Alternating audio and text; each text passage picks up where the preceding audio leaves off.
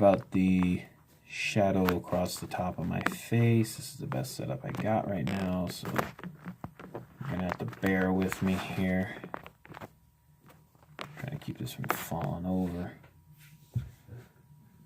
Hello. I'm Jacob, and I'm here to tell you a little bit about free movement of labor versus free trade, and why I agree with free trade, but I don't agree with free movement of labor. And I think conflating the two is wrong. I will make this quick because I have to do a number 2. Okay, so let's go through a little bit of history. At the beginning of our country, we had tariffs and excise taxes. We had absolutely free movement of people into this country. Excuse me. And out of, frankly. It's totally, at this time, it was totally legal for you to go, if you want to go live in Mexico and whatever, run from the law. A lot of people did that back then. But even if you weren't an outlaw, it was totally legal. You know, I know outlaws were running from the cops and all that stuff back in the Wild West, for example. Excuse me. This was common. But anyway, there were tariffs and excise taxes towards the beginning of the nation. Damn, I got gas. All right. So, excuse me if I belch a little bit. I got a little bit of minor gas. There were excise taxes and there were tariffs. Okay, so basically taxes on goods, things like that. That was your that was the economic barrier for, you know, labor and stuff like that. So you had free movement of people and free movement of labor, but you didn't have an absolutely free market. Now, what I think works better is a free market with no tariffs, but with a block on immigration. And by the way, this has worked better. In the Eisenhower era, we had a pretty free market compared to today, and we had very strict immigration, something you don't hear from the left, but we used to, during Eisenhower administration, this is the 1950s, they would catch illegals, they patrol the border constantly, and they would take them down into Mexico. They came back, they take them further down to Mexico. They used to ID these people to keep track of them. If they came back, they take them further and further and further down until people stopped coming back. That was the idea, and it worked. Donald Trump actually talked about this on the campaign trail. So, I do believe in taxes. I do think property taxes are just. And I think they're better than tariffs and excise taxes. And here's why. A good that you buy, you own, and is not owned by anyone else. There's no argument for it being owned by anyone else or given to you by anyone else or you're sharing. No. It's yours, okay? However, with land, I think it's a bit different, and here's why. Now, I still think you own your land, so to all the ANCAPs out there, you don't believe in property rights. No, yes, I do. I do. And I think eminent domain is way overused, and I don't think it should be done on a federal level. I think it should be more of a state and local level. Of course, with the border, I want it to be state and local, but the problem is the process would take too long. So sometimes you got to, you know, people go, oh, moral consistency. I'm all about that. But I also know the lesser of two evils argument. In that situation, I guess you'd have to use the Fed, even though I don't want to. Okay? So let's be clear. I do think about this. I do care about property rights. However, when it comes to property taxes, I do think you could be taxed because you live under the same system and with the same rights as the rest of us. If you're going to live under the same system, you got to contribute. Especially when you own a piece of land in that country, meaning it's yours. You're not a renter. You're not. By the way, if you're a renter, you are contributing because you're paying the person who owns the place, who's paying taxes. So you are contributing. So you're not. Anyway, so you're not exempt. People go, well, what about renters? Well, I just answered your question before you asked. So there you go. Now with an owner of property, I think you should pay taxes on that property because you live in this country, you live under our laws, you live under our system, you're going to reap all the benefits, and you're not going to contribute. Sorry, bud, you got to pay your ticket. However, you should pay very low taxes. Yes, a monarchist system always ends in tyranny, blah, blah, blah, blah, blah. That's every system. You could have an anarchist paradise and it would still end in tyranny because that's human nature. In fact, it would end in tyranny faster because people would want a leader and there would be none. And trust me, I've analyzed this, I've gone through this. So to all the anarchists, I'm sorry, I'm not one of you. I'm a conservative. I share a lot of values with libertarians because I'm a real conservative. I'm not one of these guys who's like, I'm a conservative, but, a little bit of welfare. No. You can't. There are some things. 99% of this, I'm not going to negotiate on. With the border situation, fine. Let's let the federal government do that. Even though I'd rather have state and local governments exercise eminent domain rather than a federal government. But knowing all the red tape that you have to go through and the fact that these state and local governments aren't going to agree on anything. El Paso is not going to feel the same way about it as, Tucson, and Brownsville's not going to feel the same way about it as Laredo, and, whatever. It is what it is. Just different, communities in the region are going to feel different about it. San Diego's not going to feel the same way as, pick a place, Yuma, whatever. Somerset, Arizona, that's actually kind of a smaller town there, but whatever. The point is that there is a difference between free movement of labor, open immigration, and a free market. A free market allows you to buy goods. Free movement of labor means you buy people. It's essentially slavery. It's nicer than, say, the 18.4 million people living in slavery in India right now. I didn't realize India has way more slavery than even second place, which is China, at 3.4 million. Like, India is a really crappy country.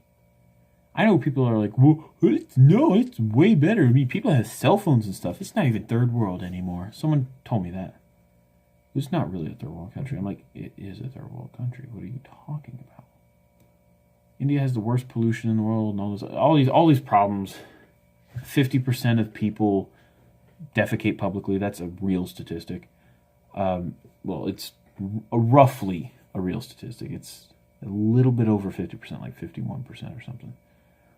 The point is that I don't want that here. I don't even want a softer version of that here. Because you got Republicans who want to buy labor, and you want Democrats who want to buy votes. They both are in it for themselves. I'm talking about the political class, of course.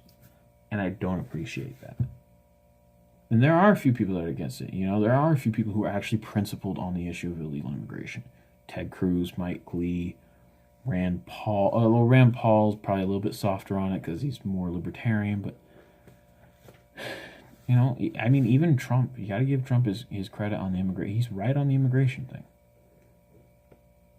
I think he's compromised too much on the Dreamers thing, but He's right on the immigration thing. He may be wrong on a lot of other stuff. More so cultural and personal things rather than political, but he's been right on this. He's been right on this. And that's because if you get, here's the thing, you put a limit on the free market, the government's going to come in, they're going to put another limit. Tariffs have not been good. I know people think tariffs, because there's some people out there, Owen Benjamin started to mimic this, oh, free market's bad. No, it's not the free market. That's the thing. It's not the free market. It's the free slave labor that they're carting across the border for their farms and for, their housemaids and whatnot. That's what it is. It's the leftist upper class and the supposed right wing. It's really just leftists in disguise upper class who are bringing slaves across the border.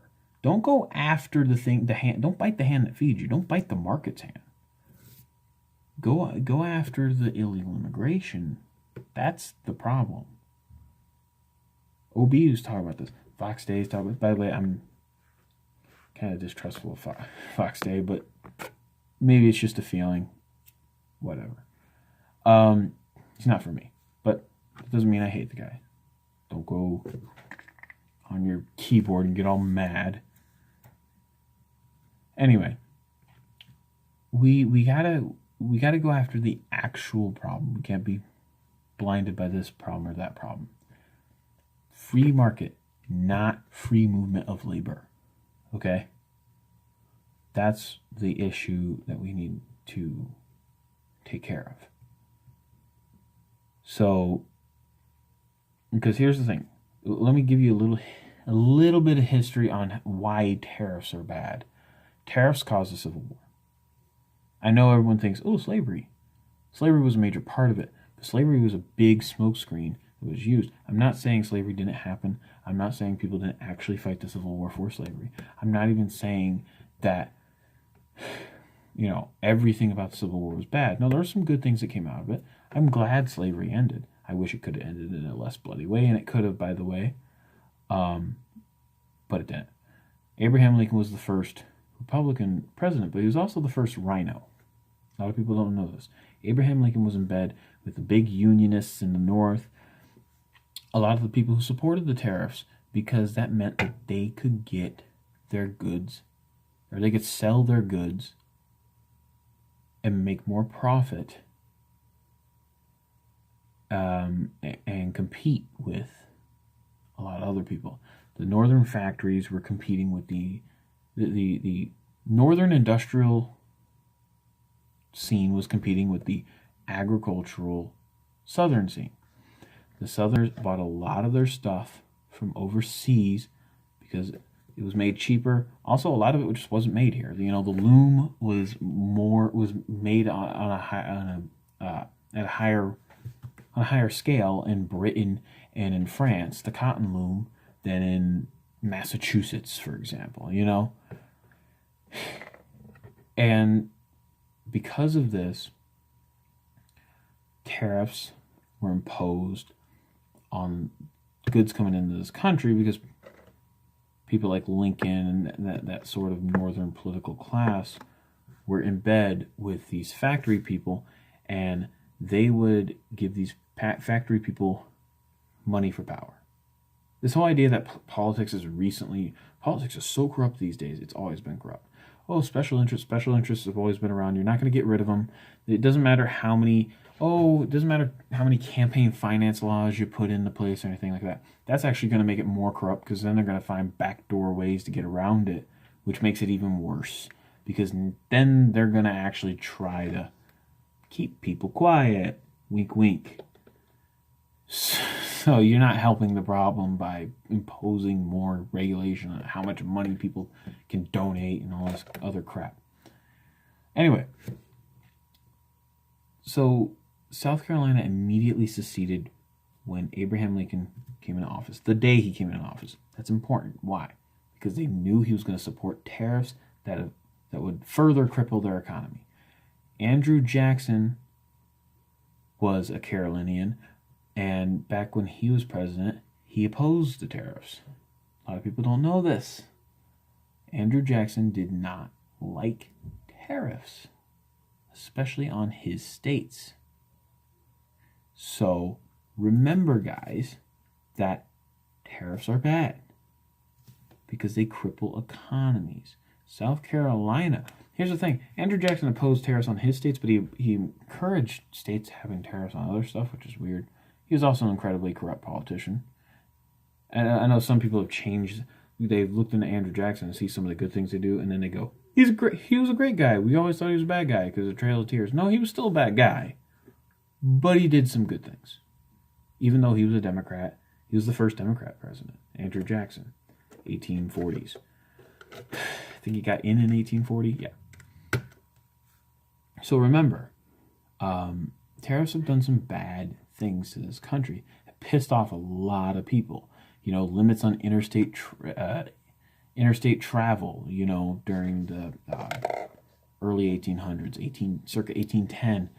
There's been like back in the early 1800s, there was a dispute between New York and New Jersey and trade stuff, and the federal government had to override it. And because I think New Jersey was trying to impose taxes on New York goods or whatever so they can make more money, right? Tariffs aren't a good thing. Tariffs are just taxes. It's just extra taxes on goods. And the problem with having taxes on goods is there's no standard. You have different taxes for different things. That's why I don't think there should be an extra tax on alcohol or cigarettes. Though I disagree with people smoking cigarettes, and all I think that some, drinking alcohol over a certain level is unhealthy. You shouldn't have to pay extra if you want to kill yourself. I don't think you should kill yourself, but I can't stop you anyway, so making you pay extra is just kind of stupid. And it's just government greed at the end of the day. Moonshine shouldn't be illegal. Oh, but what about if they leave the ethanol in? Well, they never do, so... And I can explain what I just meant by leave the ethanol in. If you've never watched Moonshiners, you need to watch the show Moonshiners, and then you'll know what I'm talking about. Basically, let me explain this real quick, and then I'll close the video. The first couple cups of moonshine are pure ethanol coming out of the corn. If you drink ethanol, it can cause permanent blindness. It can severely damage your body and maybe kill you. Although it probably won't. It'll just leave you permanently disabled. It could kill you if, say, you're 120 pounds soaking wet or whatever. So it's not good. What moonshiners do, of course, is they get a couple cups and then they toss it, and then they get the real moonshine. Comes out. They make sure they go through at least a quart of. They make sure they dump out at least a quart of it before they drip it. Before they sell the next bit of stream that's coming out of the pipe. So don't worry, you're not gonna die. On the other hand, you probably shouldn't buy moonshine because you can get arrested for it. Or arrested for being there. I don't know exactly how it works. I guess maybe it's okay for you to own moonshine, but not to make it. I don't know the laws. But things like that, I don't think there should be extra taxes on that. They could call that a tariff, right? Alcohol has an extra tax on it. So do cigarettes. Is that good? No. It's just the government making more money. It's just another way for them to get power. Because at the end of the day, it's not even about money. They already have the money. It's about the power, guys. Just remember that.